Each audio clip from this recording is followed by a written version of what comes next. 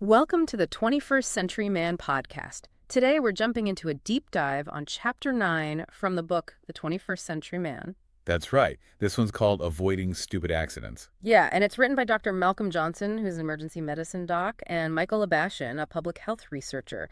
They tackle something that, well, seems simple but really isn't. Exactly. It's all about those risks kind of hiding in plain sight in our everyday lives, things we often just don't think about. And not just bad luck, right? It's more about understanding the why behind accidents. Precisely. The goal isn't to make you paranoid, but more aware so you can make smarter choices day to day. They kick it off with a quote from Muhammad Ali that really hits home. You just don't let yourself believe it will happen to you. That sums up a big part of the problem, doesn't it? That feeling of invincibility, or at least, that other people have accidents. Yeah, it won't happen to me. This chapter really unpacks how that thinking can, well, backfire. That underestimation is a huge theme. And they illustrate it immediately with this story about a guy named Tom. Oh, yeah, Tom's story. Sobering. You picture a regular Saturday, maybe Tom's had a couple of beers, decides to clean the second-story windows. Seems innocent enough on the surface. Right, but then the small mistakes start piling up. Ladder's a bit short. So instead of getting a different ladder, he tries to, rig something up. Exactly. Tapes a brush to a broomstick, climbs up there, bucket of water, balanced precariously. You can see where this is going. It's that chain reaction, isn't it? One slightly poor decision leads to another.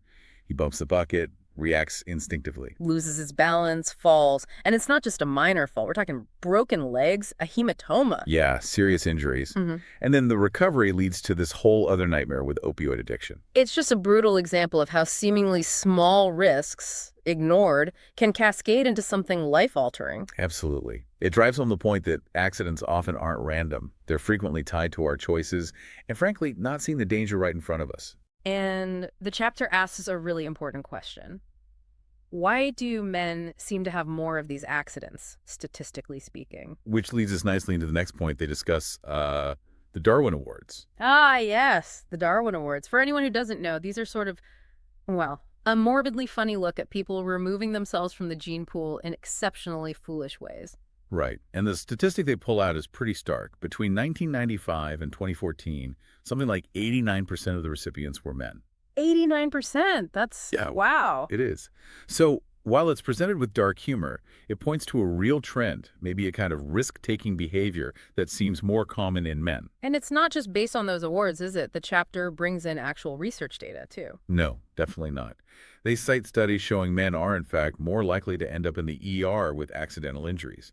And more likely to do risky things in general, like dangerous sports or driving habits. Yeah, exactly. More engagement in high-risk activities and, unfortunately, higher rates of fatal traffic accidents often linked to risky driving. It paints a consistent picture. It really does. And this isn't just about personal pain and suffering, right? There's a huge cost to society. Oh, absolutely. The economic impact is massive. They quote, figures for the U.S. over $660 billion a year. Billion.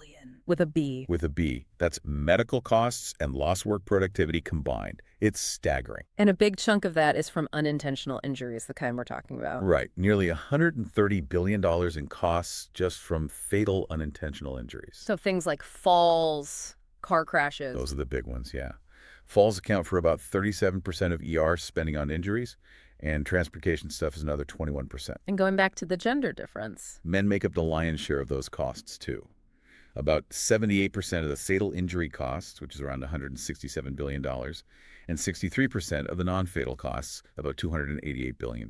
Those numbers really put it in perspective. It's not just individual tragedies, it's a massive societal burden. Definitely. It affects healthcare costs, insurance premiums, Yeah. everything. Okay, so the chapter then shifts gears a bit, looking at something really relevant for our audience, how our bodies change, especially after 40, and how that bumps up the injury risk. This is super important. Things we used to do easily might suddenly become, well, more challenging. Our bodies just aren't the same. Let's break that down. First up, bones. Right. Bone density tends to decrease. Osteopenia, which is thinning, and osteoporosis, which is more significant loss. And this isn't just an old lady problem, right? Men get it too. Absolutely. Lower testosterone plays a role, but also not getting enough calcium or vitamin D. Even some medications and smoking can weaken bones. So a trip on the stairs could be more serious than it used to be. Potentially, yes.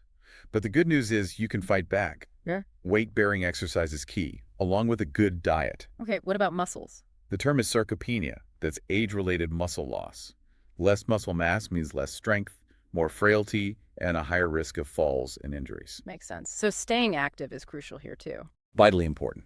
Strength training to keep the muscle you have, and Right. cardio for overall fitness. To even point back to chapter 89 on testosterone optimization, which ties in. Got it. Then there's cartilage and tendons. Yeah, similar story. They lose some of their elasticity and strength over time, but again, consistent exercise helps maintain them. And our senses, vision and hearing. Big factors in accidents. If you can't see that uneven pavement or hear that car coming. Right.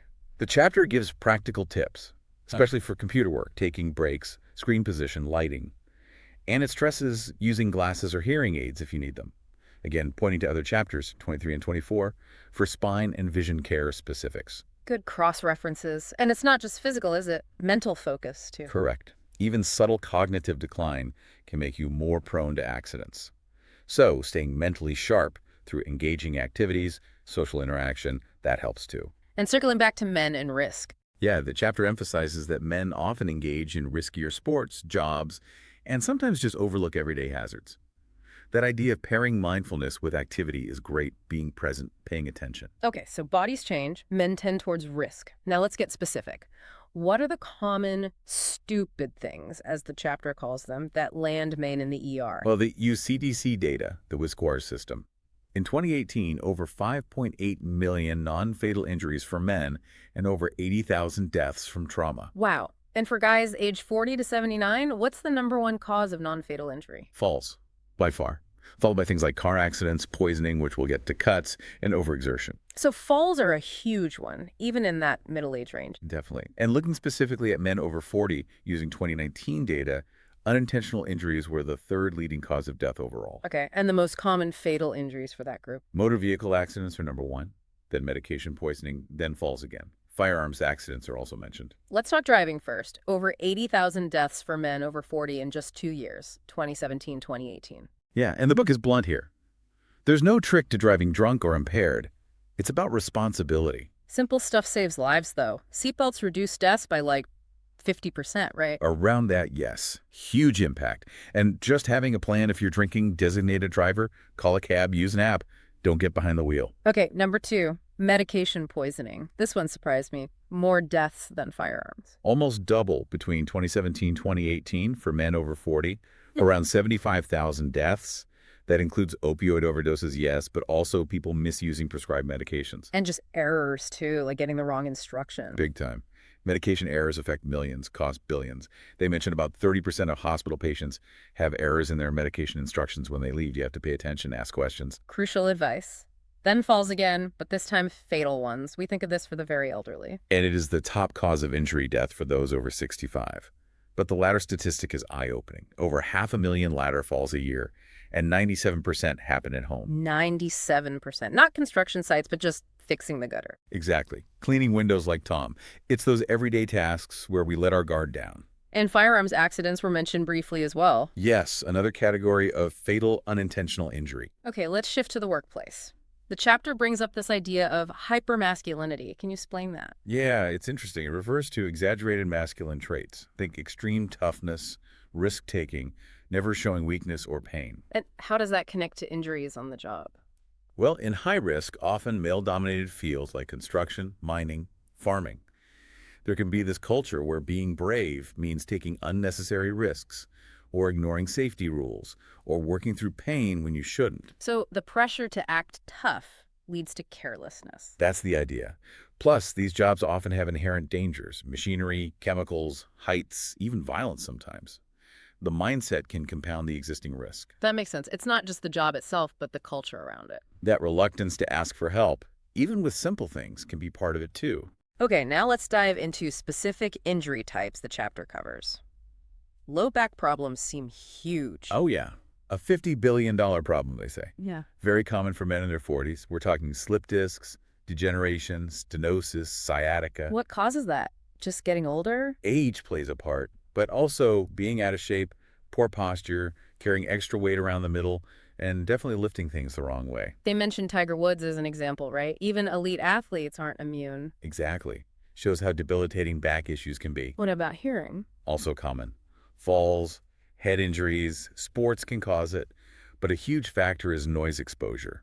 Loud music, but especially noise at work. How much noise is too much? The CDC estimates 22 million workers face damaging noise levels. A simple test.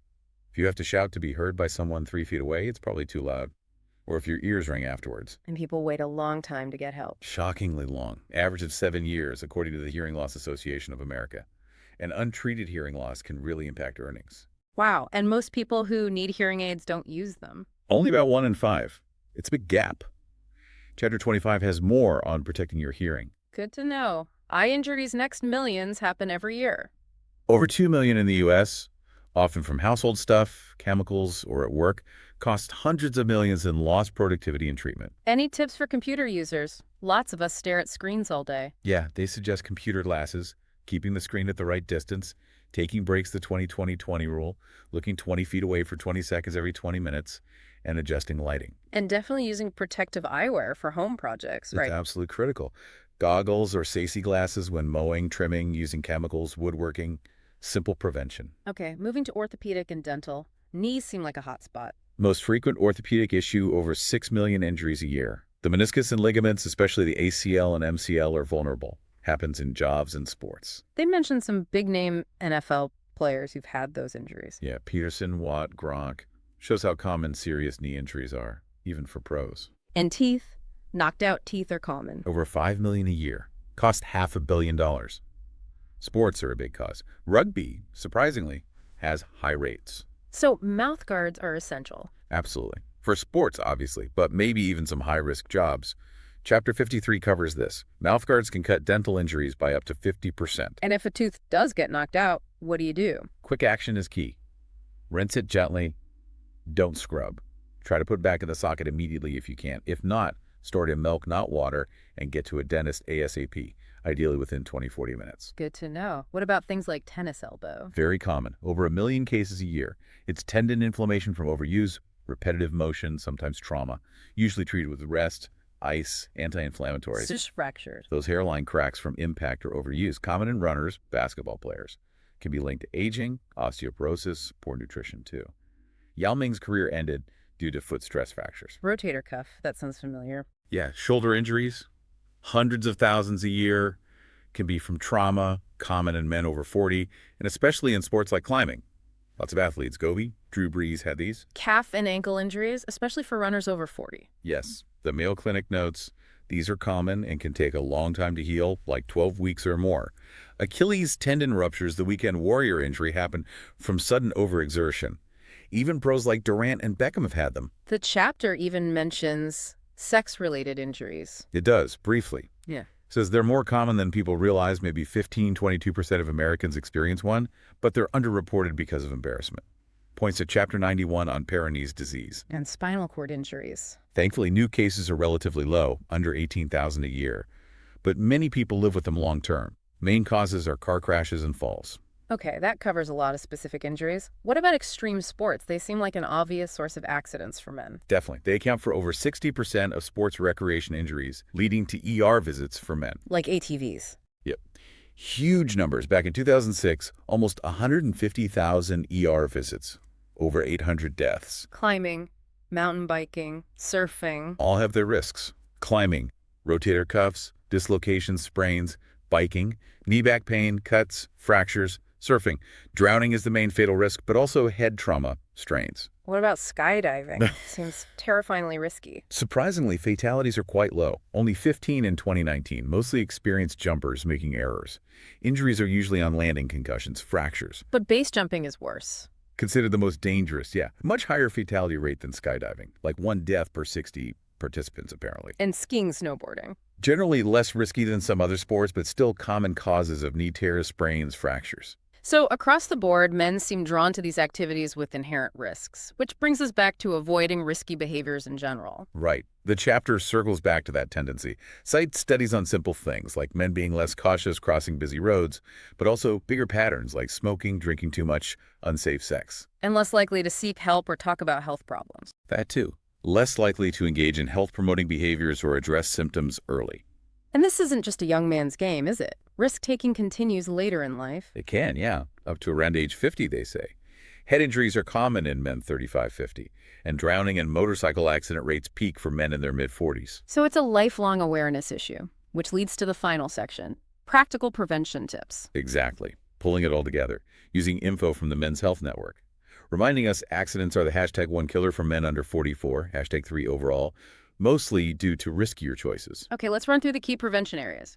Motor vehicles. Basic but vital. Seatbelts, always. Follow speed limits, don't drive drunk or tired, don't ride with someone who is. Helmets on bikes, motorcycles, skateboards. Drive defensively. Accidental poisoning, second leading cause, men twice as likely to die from it. Keep the poison control number handy, 1-800-222-1222. Install smoke and CO detectors. Read cleaning product labels, never mix bleach and ammonia. Ventilate when using chemicals. Take meds exactly as prescribed. Fall's leading cause of injury death over 65, but relevant earlier too. Stay active to maintain balance and strength. Good lighting at home. Railings on stairs. Non-skid mats in tub showers. Use ladders, safely check condition, proper angle, don't overreach. Get screened for osteoporosis after 60. Workplace accidents. Men account for over 90% of on-the-job deaths. Mostly because more men are in high-risk jobs. So use all the safety gear provided: hard hats, harnesses, masks, eye protection. Don't cut corners. Ask for help with heavy lifting or tricky tasks. Be extra careful with chemicals. And finally, guns. The chapter's clearest advice is, the easiest way to prevent accidental shootings is not to have guns at home. But if people do choose to have them, Then strict safety is paramount. Keep them unloaded, locked securely in a safe or lockbox. Store ammunition separately, also locked up. And be extremely careful during cleaning. Treat it as if it's loaded. wow, that's a lot of ground covered in one chapter. It really is.